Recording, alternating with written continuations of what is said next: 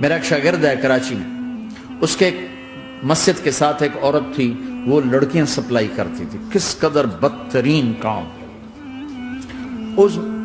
اس نے، میرے شاگرد نے اس عورت کے بیٹے سے دوستی لگائی اور اس کو میرے بیان کی کیسٹ دے دی۔ اس نے کہا یہ سن لینا۔ اس نے گھر میں جا کے لگا لی، اس کی ماں کام کرتے ہوئے چلتے پھرتے سن رہی، کانوں میں آواز پڑ رہی۔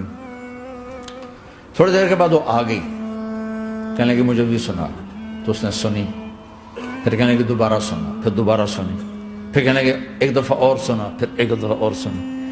کہنے لگے یہ کون ہے؟ کہ پتہ نہیں کون ہے۔ کہ کس نے دی؟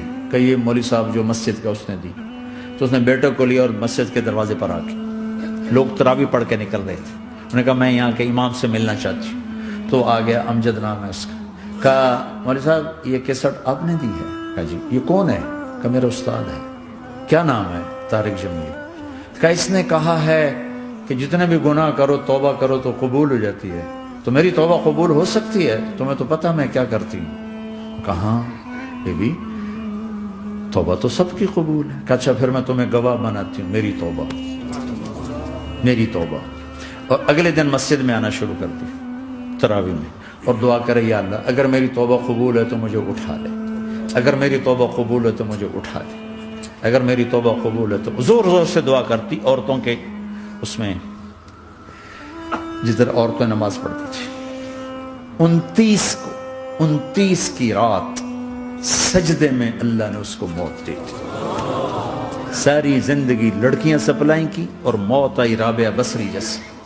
توبہ ایسی چیز، اے اللہ میری توبہ قبول ہے تو مجھے اٹھا لے۔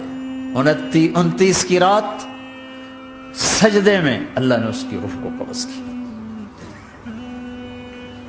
تو میرے بھائیوں بہنوں، جتنا مجمع آپ موجود ہو، جتنا اس کے ذریعے سے سن رہا ہے، آج توبہ کر لیں۔ پتہ نہیں نہ جانے بلا لے پیا کس گھڑی، پتہ نہیں رب کا بلاوا کب آ جائے، تو ہم توبہ کر اور اپنے مالک کو راضی کر۔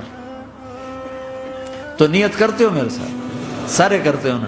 تو کہو یا اللہ میری توبہ، پھر کہو یا اللہ میری توبہ، پھر کہو یا اللہ میری توبہ۔